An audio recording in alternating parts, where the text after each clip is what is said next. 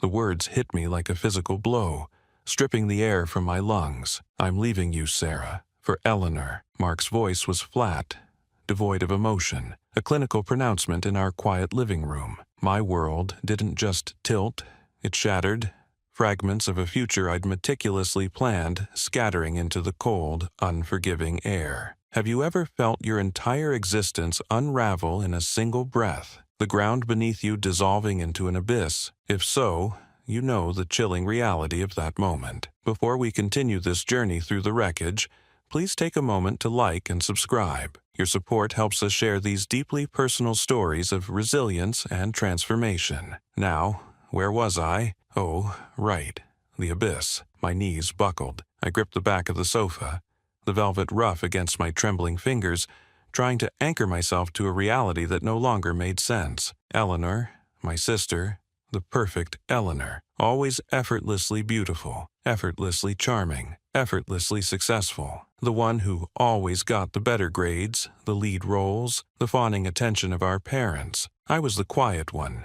the diligent one, the one who tried so hard to be enough, to be seen, to be loved. Mark had chosen me once, or so I thought. He'd proposed with a ring that felt heavy with promise, a promise now reduced to dust. I remembered the way he'd always looked at Eleanor, a subtle shift in his gaze I'd dismissed as brother-in-law admiration. How foolish I'd been, how blind. The signs were there, if I had only allowed myself to see them. The way he'd laugh a little louder at Eleanor's jokes, the way his hand would linger a fraction of a second too long on her arm, the way he'd compare my quiet ambition to her dazzling achievements, always with a subtle implication that mine fell short. My throat was dry, each breath a struggle. How long? The word was a raw whisper, torn from my chest. Mark wouldn't meet my eyes.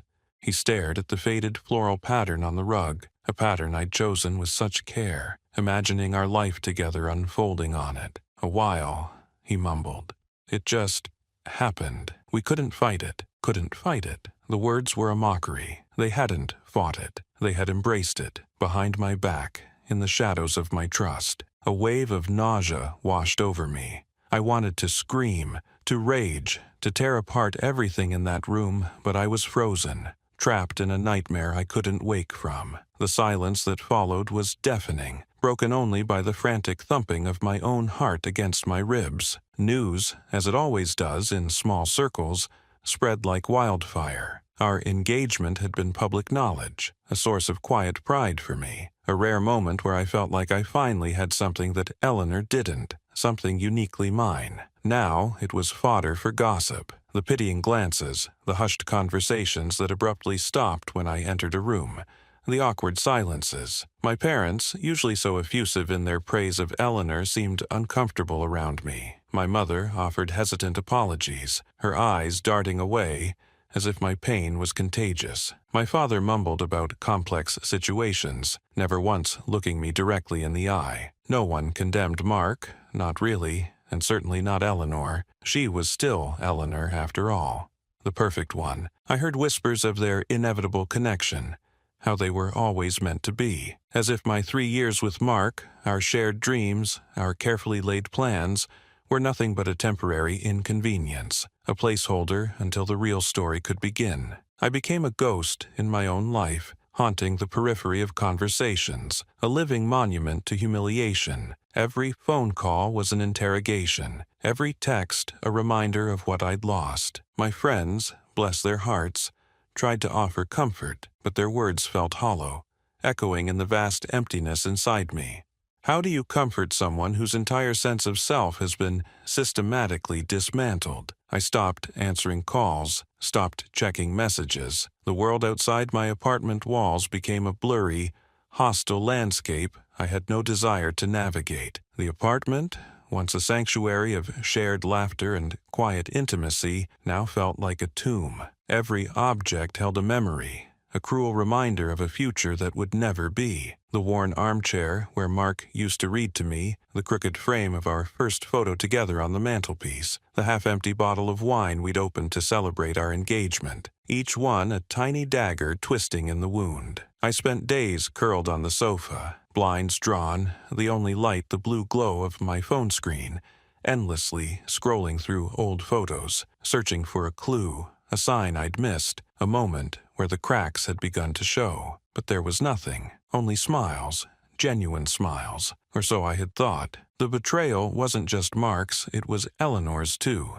my sister, the one who was supposed to be my ally, my confidant. She had watched, she had waited, she had taken. The thought was a bitter bile in my throat. I felt like a discarded toy, left broken in the corner of a room, forgotten. The pain was a living thing, a constant, suffocating weight on my chest. Sleep offered no escape, only restless dreams haunted by their smiling faces, their intertwined hands. Food tasted like ash. My reflection in the mirror was a stranger, hollow eyes, pale skin, a ghost of the woman I used to be. The shame was a burning brand, searing itself onto my identity. I was Sarah, the one who wasn't good enough, the one who was always second best, the one who had her fiancé stolen by her own sister. There was no escaping it, no hiding from the whispers that followed me, even into the silence of my own home. I was adrift, lost in an ocean of despair, no land in sight. The air itself felt heavy,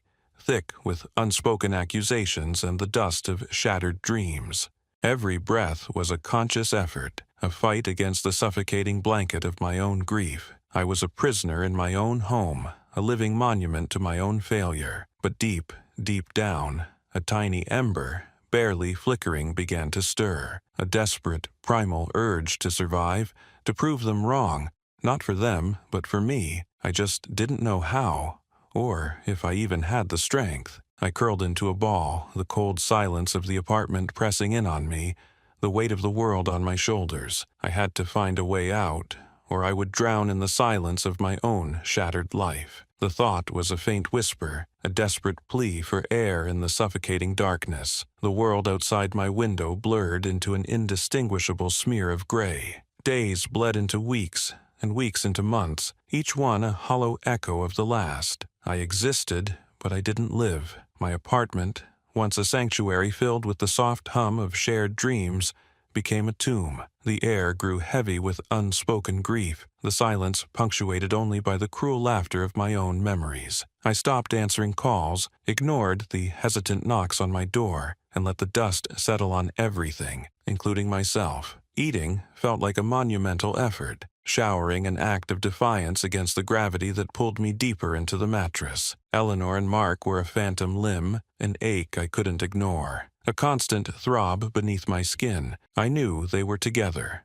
thriving, probably planning their perfect life, while mine lay shattered around me like broken glass. The thought was a bitter bile in my throat, but it lacked the power to move me. I was a ghost in my own life, drifting through the motions, propelled by a will so thin it was almost transparent. One morning, the light hit the dust motes dancing in a single shaft from the window, and I saw a spider web, intricate and perfect, spun in the corner of my ceiling. It was a small thing, but it broke through the haze.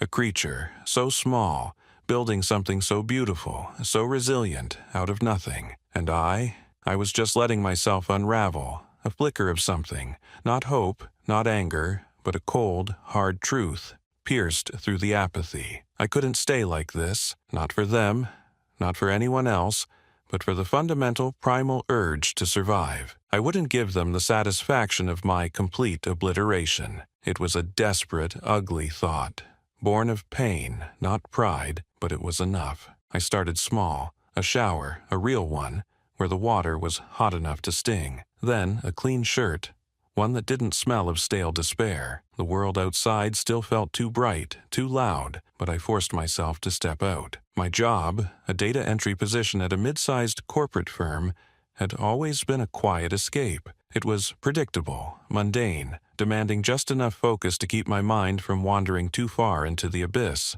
Now, it became my anchor. I threw myself into it, not with passion, but with a fierce, almost obsessive dedication. Every spreadsheet, every report, every tedious entry became a brick in a wall I was building around myself. I worked late, arrived early, volunteered for extra tasks no one else wanted. The meticulous order of numbers and formulas was a balm to my chaotic inner world. I found a strange satisfaction in the precision, in the knowledge that I could do this, that I was good at something, even if it was just this. My colleagues, who had initially tiptoed around me with pity in their eyes, began to notice. My manager, Mr. Henderson, a stoic man who rarely offered praise, started assigning me more complex projects. He'd nod, a rare, almost imperceptible gesture of approval, and I'd feel a tiny flicker of something warm in my chest. It wasn't happiness, not yet, but it was competence, and that was a start. It was a quiet rebellion against the narrative that I was a failure, that I was the one who couldn't keep her life together. Each completed task was a small victory, a silent middle finger to the ghosts of my past. The world, however, refused to let me forget. Social media, though I tried to avoid it, inevitably thrust glimpses of Eleanor and Mark's perfect world into my periphery. A shared photo of them laughing, their arms around each other at a restaurant I knew was Mark's favorite. An engagement announcement. Casually scrolled past, the diamond glinting mockingly from Eleanor's finger. Each image was a fresh wound, a reminder of what I had lost and who I had lost it to. The casual cruelty of it, the blatant disregard for my feelings, stoked a quiet, simmering fire within me. It wasn't about revenge, not truly, but about proving them wrong, proving myself wrong. I wasn't broken beyond repair. I wasn't worthless. One afternoon, Mr. Henderson called me into his office. My stomach clenched. Had I made a mistake? Was I finally going to be told I wasn't good enough? He sat behind his large mahogany desk, his expression unreadable. "Sarah," he began, his voice surprisingly gentle, "I've been watching your work, your dedication, your precision. It's impressive. Frankly, it's what we need for this new initiative." My heart began to pound. The firm is expanding our digital infrastructure, partnering with some major tech players. It's a completely new department, high stakes, high pressure. We need someone reliable, someone with an eye for detail, someone who can learn fast and adapt. He paused, leaning forward. "I'm putting your name forward to lead the data migration and quality assurance for the entire project. It's a huge leap. Are you interested?" The words hung in the air, heavy with unspoken expectations. It was a promotion, yes, but more than that, it was a challenge, a terrifying, exhilarating jump into the unknown. My old self would have cowered, found a dozen reasons to say no, to retreat into the safety of the familiar. But the new, scarred, slowly hardening Sarah looked at him, her pulse racing, and felt a strange thrill. This wasn't just data. This was a chance to rebuild, to truly redefine myself, but it also meant stepping into a world far beyond my comfort zone, a world where failure would be public and the stakes incredibly high. Could I do it? Was I truly ready to risk everything again? I took a deep breath, the implications of his offer swirling around me, a dizzying mix of fear and an almost reckless desire to say yes. I accepted the promotion. The words felt foreign on my tongue, heavy with a mix of terror and a strange, reckless exhilaration. It was a leap into the unknown, a frantic scramble for something to cling to in the wreckage of my life. My new role as project lead for the Innovate and Expand initiative thrust me into a world I barely recognized. The corporate floor was a labyrinth of glass and polished steel, a stark contrast to the quiet cubicle farm I'd known. Every face seemed sharper, every conversation more critical. My first week was a blur of acronyms and power plays, a constant hum of anxiety in my chest. I felt like an imposter, perpetually on the verge of being found out. Then there was Mr. Davies, Julian Davies, the CEO. He was a myth, a legend whispered about in hushed tones. Brilliant, ruthless, a man who built an empire from nothing. He moved through the office like a force of nature, his presence commanding, his gaze missing nothing. My new role meant direct reporting to him, a fact that tied my stomach in knots every morning. Our first meeting was a blur of rapid-fire questions and my fumbling attempts at answers. He didn't raise his voice, didn't show anger, but his silence was a weapon, his piercing eyes dissecting every word. I left his office feeling like a gnat under a microscope, utterly exposed, but something shifted in me.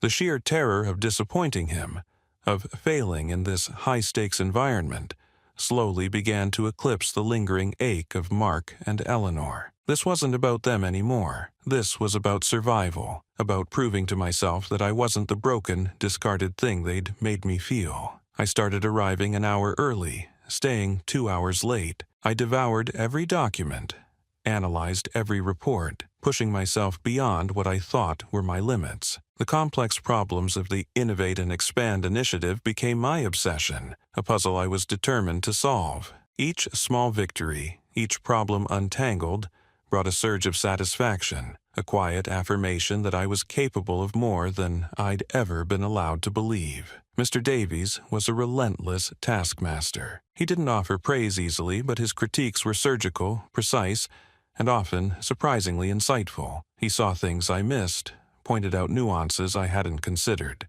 One afternoon, after I'd presented a particularly thorny solution to a supply chain issue, he simply nodded. "Good," he said, his voice flat, devoid of emotion, but his eyes held something I couldn't quite decipher, a flicker of approval, perhaps. It was the most I'd gotten from him, and it felt like a monumental achievement. I found myself craving that quiet validation, pushing harder, digging deeper, not just for the company but for that fleeting nod, that single, unreadable word. My world was shrinking, but in a good way. It was just work, the initiative, and the relentless pursuit of competence. The outside world, the one where Mark and Eleanor were building their perfect life, felt distant, almost irrelevant. I saw Eleanor once, at a charity gala I was forced to attend for work. She was radiant, draped in silk, Mark's hand possessively on her lower back. They looked happy, smug even. For a split second the old pain flared, a phantom limb of betrayal. But then I saw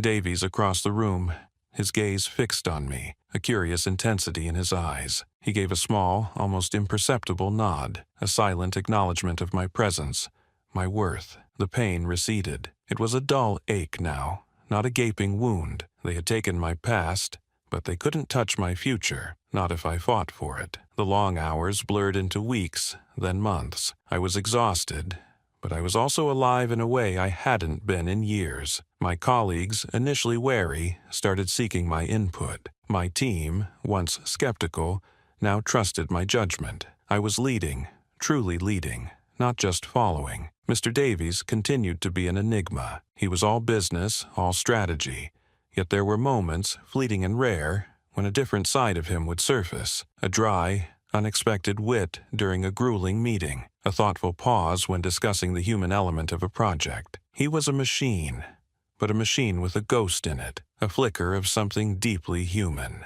One late evening, I was the last one in the office, hunched over a spreadsheet, trying to reconcile a stubborn discrepancy. My head throbbed, and the numbers swam before my eyes. A soft knock on my open door startled me. It was Mr. Davies. He rarely stayed this late. He stood there, framed by the doorway, his usual impeccably tailored suit slightly rumpled, his tie loosened. He looked tired, human. "Still at it, Sarah?" he asked, his voice softer than I'd ever heard it. I mumbled something about a complex data set. He walked over, leaned against the edge of my desk, not invading my space, but close enough that I could smell the faint scent of his cologne. Something subtle, expensive, and not at all what I would have expected. "You work too hard," he said, not as a reprimand, but as an observation. I shrugged, a nervous habit. "Someone has to," I replied, trying to sound light. He looked at me, his eyes losing their usual corporate sharpness, softening into something almost empathetic. "Yes,"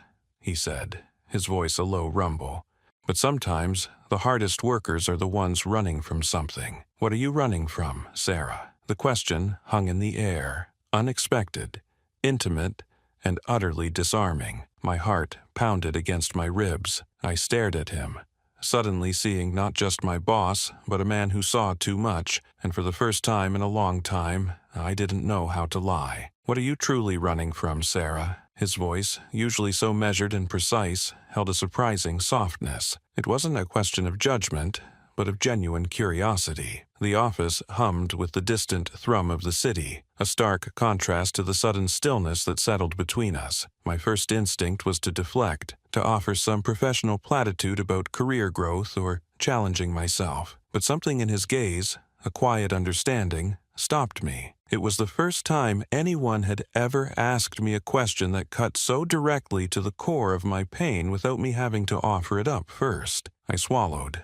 my throat dry. Everything, I suppose. A past I couldn't control. A future that felt stolen. The words came out in a whisper, raw and unexpected. I told him about Mark, about Eleanor, about the way it felt to be erased, to be replaced by the very person who was supposed to be my other half. I didn't embellish, didn't dramatize. I just laid out the facts of the betrayal, the public humiliation, the quiet despair that had consumed me. As I spoke, the weight I hadn't realized I was still carrying began to lift, little by little. He listened, his expression unreadable at first, then softening into something akin to empathy. He didn't interrupt, didn't offer empty platitudes. He simply listened, and that, in itself, was a revelation. When I finished, the silence stretched, but it wasn't uncomfortable. "Thank you for sharing that, Sarah," he said finally, his voice low. "It takes immense courage to face such a wound, let alone speak of it." Then, to my surprise, he spoke of his own past. Not in great detail, but enough to paint a picture of a man who had also known profound loss and loneliness. He spoke of a demanding career that had often left little room for personal connection, of sacrifices made for ambition, and the quiet realization that success, without genuine human connection, could feel hollow. He didn't pity himself, nor did he seek it from me. He simply shared, not as a superior, but as a fellow traveler on a difficult path. From that night on, the dynamic between us shifted. Our conversations began to stretch beyond quarterly reports and market strategies. We'd find ourselves lingering in the office long after everyone else had left, discussing books, art, even the quiet ache of ambition. He introduced me to obscure jazz artists, and I found myself sharing my secret passion for vintage film. He challenged my assumptions, not just about business, but about life, about what I deserved. I started seeing him not just as Mr. Davies, the formidable CEO, but as a man of quiet depth, a surprising wit, and a profound sense of integrity. He was a stark contrast to Mark, whose charm had always felt so performative, so shallow. Mr. Davies was real, grounded, and his respect for me felt earned, not given. The old pangs of jealousy and inadequacy, once a constant companion, began to fade. I still heard snippets about Eleanor and Mark, their lavish engagement party, their perfectly curated social media posts. Sometimes Eleanor would even call, her voice dripping with feigned concern, asking about my new life and subtly reminding me of all she had. But the words no longer pierced me. They were just noise, distant echoes from a life I was rapidly outgrowing. I realized they were so wrapped up in their own perceived triumph, their own flawless narrative, that they couldn't see past their carefully constructed world. They couldn't see the woman I was becoming, let alone the man who was quietly becoming a central figure in my new reality. They saw the shell of Sarah, the broken woman they had left behind, not the person who was now thriving, not the person who was finding genuine happiness in unexpected places. Their blindness was my shield, and their obliviousness my quiet victory. One late evening, after a particularly intense brainstorming session, we were the last two in the office again. The city lights twinkled outside the panoramic windows. We were discussing a new project, our voices low, when my hand brushed his as we both reached for the same document. It was a fleeting touch, a mere accident, but an electric current shot through me. My breath hitched. He didn't pull away immediately. His fingers lingered, warm and firm, against mine. Our eyes met across the polished desk. In that moment, the air crackled with an unspoken truth, a powerful, undeniable current that had nothing to do with work, and everything to do with the breathless possibility of a future I hadn't even dared to imagine. The brush of his fingers against mine was electric, a jolt that went deeper than skin, straight to the core of a heart I thought had fossilized. We both pulled back, a silent, almost imperceptible distance opening between us, but the space was suddenly charged, humming with an unspoken question. Mr. Davies cleared his throat, his gaze lingering on my face for a moment longer than strictly professional, and then he was all business again, discussing the quarterly reports. Yet the air had shifted. The professional boundaries, once so rigid, had softened, blurred at the edges. I found myself replaying that fleeting touch, the warmth of his hand, the unexpected tenderness in his eyes. It was a dangerous thought, a terrifying hope, but it bloomed in the quiet corners of my mind, pushing back the lingering shadows of Mark and Eleanor. Our meetings, once purely analytical, began to weave in personal anecdotes, shared laughter over a dry joke, a quiet moment of understanding when one of us was tired or stressed. He started calling me Sarah, not just in casual conversation, but in the boardroom, a subtle shift that made others take note, though they couldn't quite place the change. We'd linger after everyone else had left, discussing books, art, the absurdities of life. I found myself opening up, cautiously at first, about the raw edges of my past, the humiliation, the feeling of being perpetually second best. He listened, truly listened, with an intensity that made me feel seen, perhaps for the first time in my life. He didn't offer platitudes or pity. Instead, he shared his own stories of solitude, of building an empire from nothing, of the quiet cost of ambition. He spoke of a previous marriage that had crumbled under the weight of his dedication to work, a loneliness he confessed he hadn't fully acknowledged until now. In him, I found not just a brilliant mind, but a gentle soul, a man who understood the intricate dance between vulnerability and strength. He saw past the broken girl and recognized the woman I was becoming. One rainy evening, after a particularly grueling board meeting, we found ourselves alone in his penthouse office, the city lights shimmering below. The conversation drifted from work to dreams, to the kind of futures we envisioned for ourselves. He turned from the window, his silhouette framed by the glow of the skyline, and looked at me, his gaze unwavering. "Sarah," he began, his voice softer than I'd ever heard it. "I've spent my life building things, but I've realized the most valuable thing I could ever build is a life with someone who truly understands me." My heart hammered against my ribs. He walked towards me, slowly, deliberately, and reached out, cupping my face in his hands. His touch was warm, reassuring. "I want to build that life with you," he said, his thumb gently stroking my cheek.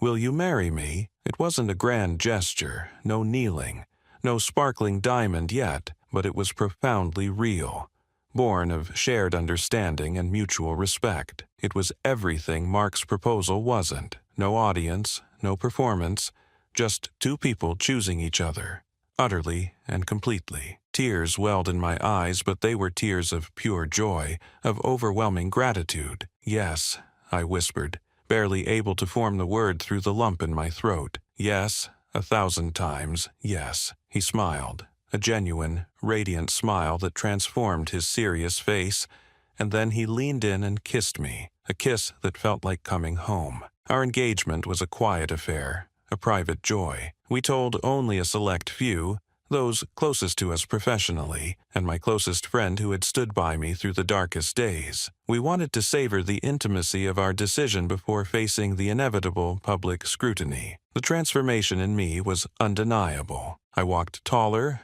laughed more freely, and the lingering shadow of Eleanor's perfection had finally, truly lifted. I no longer felt like a lesser version of anyone. I was Sarah, whole and complete, loved for who I was, not for who I was expected to be. My professional confidence soared, too. With Mr. Davies, who I now called Alexander, a name that felt both powerful and intimately mine, by my side, I tackled challenges with a newfound resolve, knowing I had a partner who believed in me implicitly. Life had settled into a rhythm of joy and purpose. We planned a small, intimate wedding. Just close friends and a few trusted colleagues, far away from the prying eyes of my family. It was a beautiful, sun-drenched day, filled with laughter and promises, a stark contrast to the storm of my past. Alexander was everything I hadn't known I needed. A rock, a confidant, a lover, a friend. He celebrated my successes, comforted my occasional anxieties, and challenged me to be better, always. I had truly found my equilibrium, no longer defined by the heartbreak, but by the love and strength I had cultivated. Then, the envelope arrived. It was embossed with the familiar, ornate crest of the family estate, the annual invitation to the summer reunion. My stomach did a familiar flip, a ghost of the old anxiety. I hadn't seen Eleanor or Mark since the breakup. My family had mostly kept their distance, a mixture of shame and awkwardness, though my mother had sent a few tentative texts. Alexander found me staring at the invitation, a faint frown on my face. He put an arm around me, pulling me close. "What is it, love?" he asked, his voice a low rumble. I showed him. He read it, his expression unreadable. "Are you going?" he asked, his gaze searching mine. The thought of facing them, of enduring their smug smiles and veiled condescension, still pricked at an old wound. But it was a dull ache now, not the searing pain it once was. I thought of the woman I had been, broken and humiliated, and the woman I was now, standing strong, loved and successful beyond anything they could imagine. The idea of going, not for revenge but for myself, to simply exist in my new truth, began to solidify. It wasn't about proving anything to them anymore. It was about closing a chapter, on my terms. "I think," I said, my voice gaining strength with each word, "I think I am." Alexander simply nodded, a quiet understanding passing between us. He didn't ask why, he simply supported. The date loomed, a beacon on the horizon, but this time I wasn't dreading it.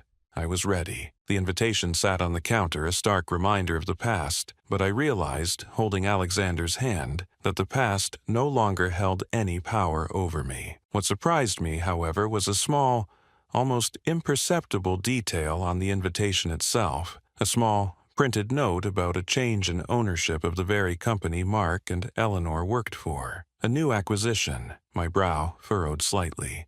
Could it be? The air in Aunt Carol's sprawling backyard was thick with the scent of grilling meat and forced family cheer. I gripped David's hand, a quiet anchor in the whirlwind of familiar faces and whispered judgments. Every year, this reunion felt like a tribunal, and this year, I was the main exhibit. But this time, I wasn't the broken woman they expected. I could feel their eyes on me as we walked through the gate, a ripple of surprised murmurs following our every step. My cousin, Lisa, dropped her plate. My uncle, always one for dramatics, coughed into his hand. No one had expected me to show up, let alone with anyone, and certainly not with him. Eleanor was already there, holding court by the patio, her laughter a little too loud, her arm linked possessively through Mark's. She wore a dress the color of sunshine, designed to draw every eye, and it worked. Mark, ever the picture of smug success, nodded along to whatever anecdote she was spinning, his eyes flicking over to me with a familiar, pitying smirk. As we drew closer, their conversation faltered. Eleanor's smile tightened, her gaze sweeping over David and then back to me, assessing, dissecting. Mark's eyes narrowed, a flicker of something unreadable behind their usual arrogance. "Sarah," Eleanor chirped, her voice dripping with feigned sweetness. "You actually came. We weren't sure. It's been a while." She emphasized a while, as if I'd been in a coma, not just rebuilding a life she'd helped shatter. Mark offered a curt nod, his attention already drifting, clearly dismissing David as some random acquaintance I'd brought along for moral support. They still saw me as the same shattered girl, clinging to the edges of their perfect world. It was a comfortable narrative for them, and they weren't about to let go of it. "It has," I replied, my voice steady, betraying none of the tremor in my stomach. I looked at David, and a genuine smile bloomed on my face. His presence was a shield, a silent testament to how far I'd come. His hand squeezed mine reassuringly. "And I'm so glad I did. There's someone I'd like you to meet." Eleanor's eyes darted to David, then back to me. "Oh, a friend, darling?" Her tone was condescending, a subtle dig at my perceived inability to attract anyone of consequence. Mark stifled a yawn, clearly bored by the prospect of my meager social life. "More than a friend," I corrected, my voice soft but firm. I turned fully to David, my gaze meeting his. The affection in his eyes was palpable, a warmth that enveloped me. "This is David, my husband." The words hung in the air, a bell tolling over the polite chatter. Eleanor's face, usually so composed, went slack. Her mouth opened slightly, then closed without a sound. Mark's smirk vanished, replaced by a look of utter bewilderment. He blinked, as if trying to clear his vision. The laughter from the patio died down, heads turning, sensing the shift in the atmosphere. Aunt Carol, who had just approached with a tray of lemonade, froze mid-step, the pitcher tilting precariously. "Husband?" Eleanor finally managed, her voice a reedy whisper. She looked David up and down, a flicker of recognition, then confusion, then disbelief crossing her features. "But who is he?" The question was laced with an almost desperate need to categorize, to diminish. Before David could speak, I interjected, a quiet strength in my voice. "David Davies." I watched their faces. Eleanor's eyes widened, a dawning horror spreading across them. Mark, who had been about to scoff, suddenly went rigid, his jaw clenching. He looked at David as if seeing him for the first time, not as my +1, but as someone else entirely. The color drained from his face, leaving it a sickly gray. "Davies?"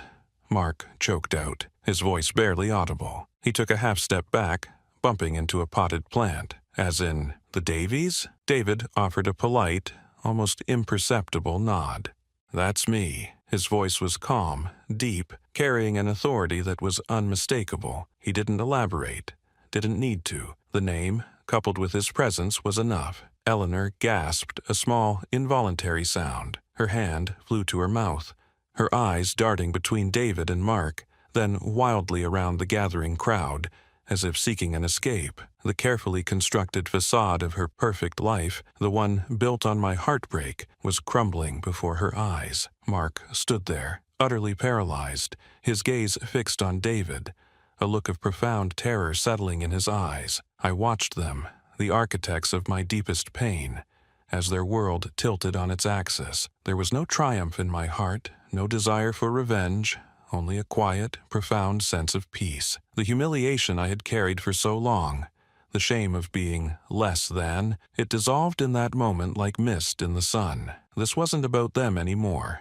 It was about me, standing tall, whole, and loved. But the shock on their faces, the sudden, crushing weight of their realization was still unfolding. The air grew heavy, thick with unspoken questions and the palpable tension of a truth too big to comprehend. Mark's eyes, wide and panicked, finally met mine, and in them I saw it. The dawning understanding, the absolute, undeniable, crushing reality of who David was. Not just my husband, but the man who held their very careers in his hands. The acquisition mentioned on the invitation, the one they dismissed as a minor corporate reshuffle, suddenly made horrific personal sense. It wasn't just a new boss, it was the new boss. The silence stretched, unbearable, as Mark's mouth opened again, but no sound came out. He looked like a fish out of water, gasping for air, trapped in a nightmare of his own making. Eleanor, beside him, was equally stunned, her face a mask of disbelief, her perfect blonde hair suddenly seeming dull,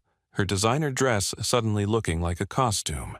The entire family reunion had gone from polite chatter to an open-mouthed tableau of shock. My Aunt Carol dropped the lemonade pitcher with a clatter, the ceramic shattering on the flagstones, but no one even flinched. All eyes were on Eleanor and Mark, watching them crumble. I felt David's hand tighten around mine, a silent acknowledgement of the storm we had just unleashed. The air was buzzing, every eye in the garden fixed on us, on them. The question hung unspoken. What happens now? And for Eleanor and Mark, the answer was already beginning to unfold, a chilling, inescapable certainty that their carefully constructed world had just imploded, leaving them utterly exposed. The laughter had stopped, permanently. The silence that fell was heavier than any words, a suffocating blanket woven from disbelief and shattered arrogance. Mark's jaw hung slack, his eyes darting between David and me, then to Eleanor, who stood rigid,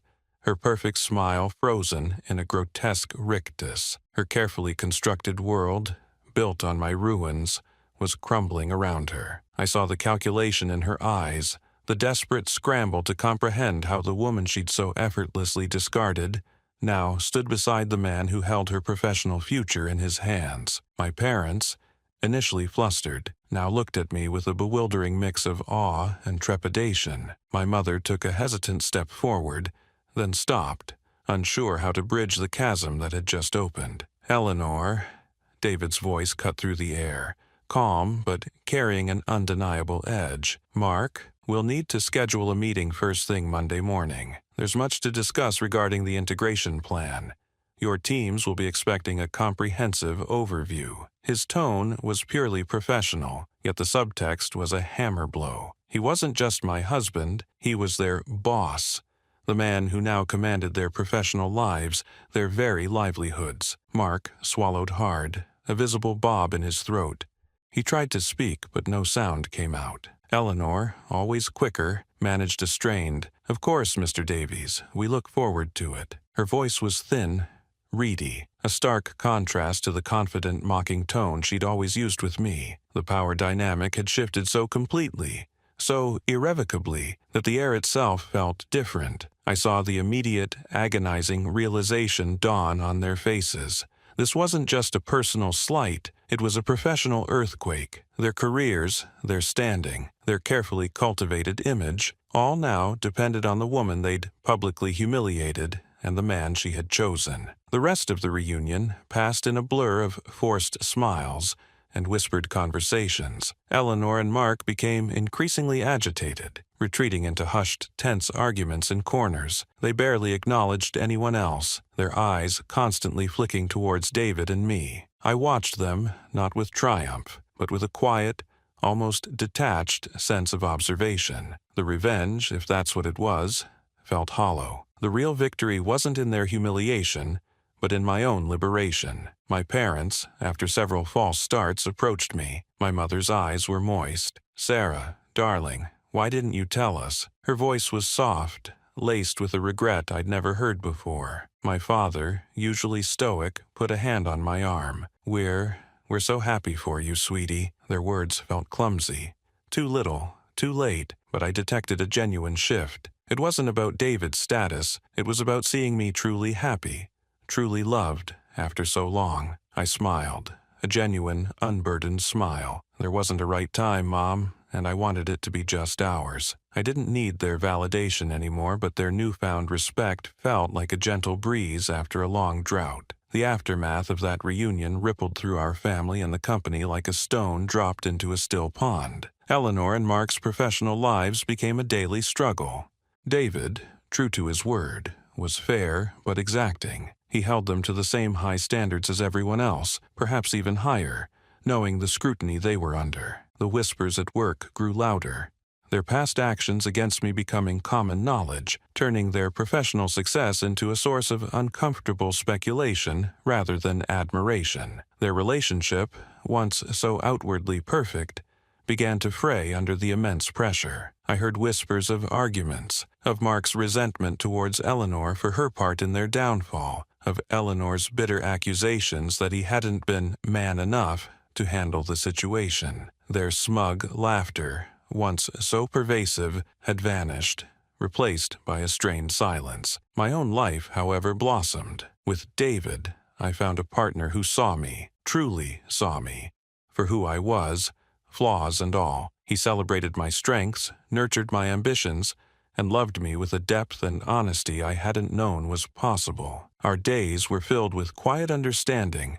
shared laughter, and a profound sense of peace. My career continued to flourish, not because I was David's wife, but because I had found my voice, my confidence, and my purpose within the company. I took on new projects, leading teams with a quiet authority born of experience and self-belief. I realized that the success Eleanor and Mark chased was a shallow construct, a performance for others. My success was internal, a deep-seated knowing that I was exactly where I was meant to be, with the person I was meant to be with. Looking back, the pain of Mark's betrayal and Eleanor's cruel glee felt like a distant, almost alien memory. It had been a crucible, a fire that had burned away the layers of self-doubt and insecurity, leaving behind something stronger, more resilient. I had learned that true worth was not granted by others, nor was it measured by outward displays of wealth or achievement. It was forged in the quiet moments of rebuilding, in the courage to face despair, and in the strength to choose a different path. I had found happiness not in proving them wrong, but in finding my own right. My triumph wasn't in their downfall, it was in my ascent. It was in the realization that I was complete, whole, and loved, not despite my past, but because of the journey it had forced me to take. I often think of that younger Sarah, broken and humiliated, collapsing onto her apartment floor. I wish I could go back and tell her that it would be okay, that the pain was a temporary storm, and that on the other side lay a horizon she couldn't even begin to imagine. But perhaps she had to walk through that fire herself to truly appreciate the warmth of the sun. The scars remained, faint lines on my heart, but they were no longer wounds. They were reminders of battles fought and won, of a resilience I never knew I possessed. My life was no longer about proving anything to anyone. It was about living, truly living, with integrity, love, and a quiet, profound sense of peace. The laughter, the genuine, unburdened laughter had returned to my life, louder and more resonant than ever before. It wasn't just my story.